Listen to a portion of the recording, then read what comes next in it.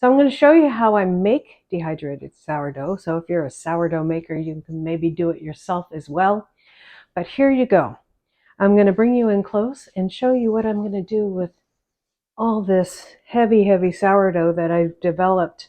You feed it so much and you got to do something with, the discards. Or I never really discard. And so I get this heaping thing of sourdough.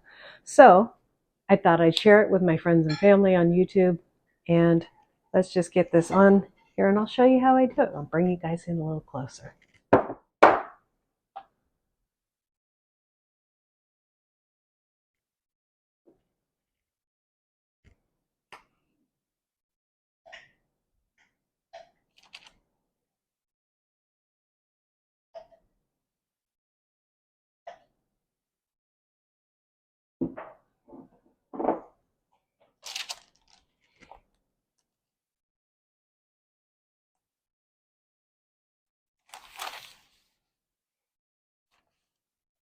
Just like cake batter, or frosting, I should say.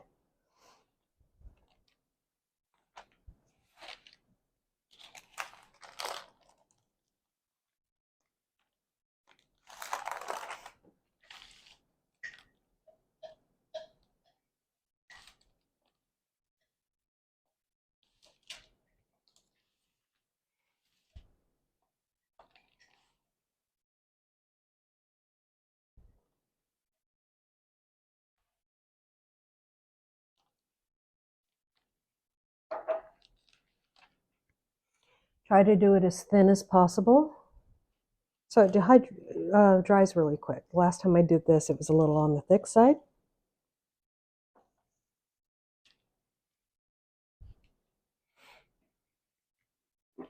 And it's brought down my container that low. So now it's time to switch containers and wash this thing out. Look at the mess inside. But it's a very nice active sourdough starter.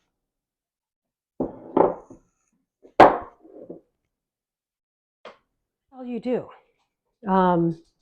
That's all you do is if you got a good strong starter, do this, put some away for hard times. Or if your yeast or your starter goes bad, you got backup. Like if you go on vacation and you can't keep a strong starter going, this is a way to go on vacation, keep extra starter for emergencies, and all that fun stuff.